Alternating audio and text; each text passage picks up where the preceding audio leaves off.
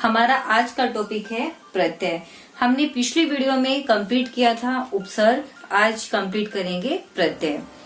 सबसे पहले इसकी परिभाषा देखेंगे।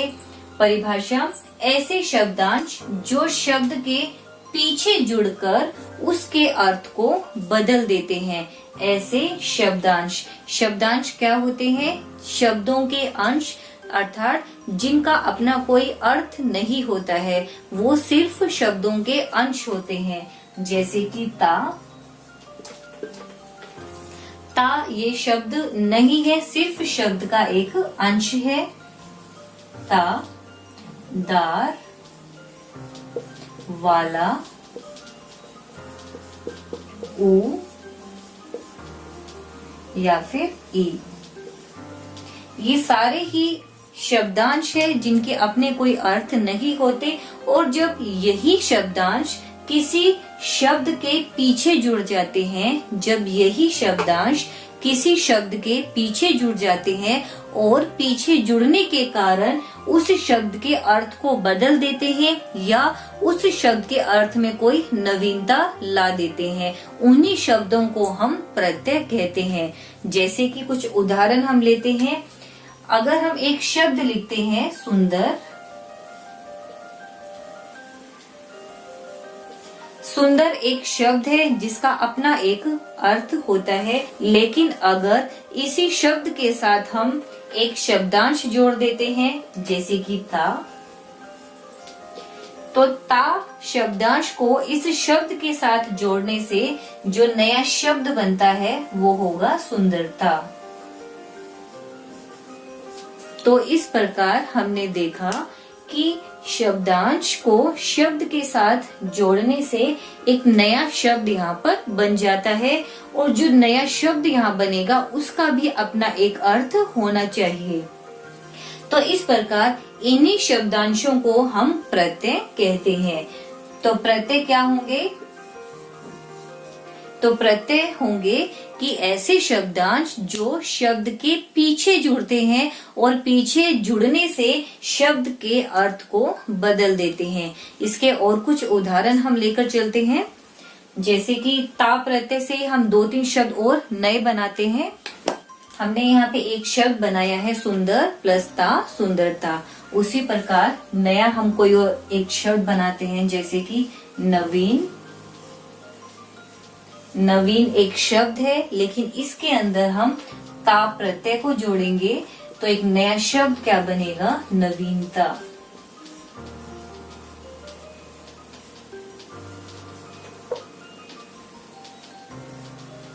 तो इस तरह से अगर आपको कोई प्रत्यय दिया जाए तो उस प्रत्यय को शब्द के साथ आपको जोड़ना है और उससे एक नया शब्द बनाना है। लेकिन आपको इस बात का हमेशा ध्यान रखना है कि शब्द और बनने वाला नया शब्द, इन दोनों का ही अपना अर्थ होना चाहिए। अर्थात अगर मैं यहाँ से ता प्रत्यय को निकाल देती हूँ, अगर इस ता प्रत्यय को यहाँ से हम निकाल देंगे तो बचे हुए शब्द का मीनिंग होना चाहिए। ठीक है। उसके बाद हम कुछ और उदाहरण लेते हैं जैसे कि दार, ईमानदार, ईमान प्लस दार, ये प्रत्यय है, ये शब्द है, और इससे नया शब्द हमारा बनेगा ईमानदार।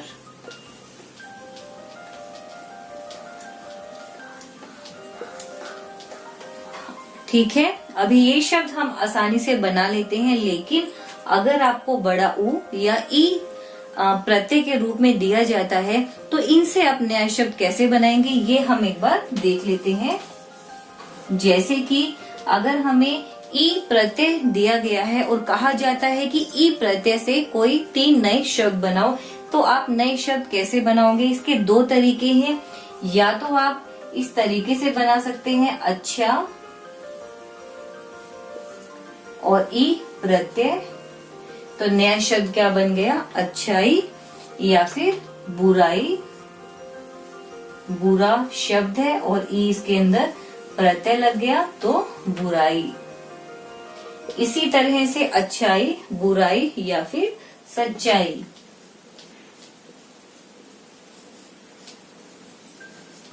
तो सच्चा शब्द है और ई प्रत्यय इसके अंदर जुड़ गया है, परंतु इसको हम एक अलग तरीके से भी लिख सकते हैं, वो एक बार हम देखेंगे। हम यहाँ पे ई वर्ण लिखने की जगह हम उसकी मात्रा को भी यहाँ पर लिख सकते हैं। ई मात्रा से हम कुछ उदाहरण देखते हैं, जैसे कि हंसी, ई मात्रा। इसका मतलब क्या है कि अगर आपको ई वर्ण प्रत्यय के रूप में दिया जाता है तो आप अच्छाई ई वर्ण से भी आप या ई प्रत्यय से भी आप शब्द बना सकते हो, ई प्रत्यय से भी आप शब्द बना सकते हो, या फिर ई की मात्रा भी आप इसके अंदर लास्ट में लगा सकते हैं। तो हंसी ये भी आपका करेक्ट होगा, ये गलत नहीं होगा। लेकिन आपको इस बात का हमेशा ध्यान रखना है कि अगर यहाँ पे आपको बड़ी ई दी है तो यहाँ पर मात्रा भी बड़ी ई की ही आएगी। अगर यहाँ पे छोटी ई आपको दी है तो मात्रा भी बाद में छोटी ई की ही वहां पर लास्ट में आएगी। ठीक है। उसके बाद सेम यही चीज आपकी ऊ और ऊ पर भी लागू होती है। इसके हम कुछ उदाहरण देखते हैं। अगर छोटा ऊ है तो उसके लिए हम शब्द बना सकते हैं दयालु, और अगर बड़ा ऊ है तो उसके लिए भी हम शब्द बना सकते हैं जैसे कि चालू।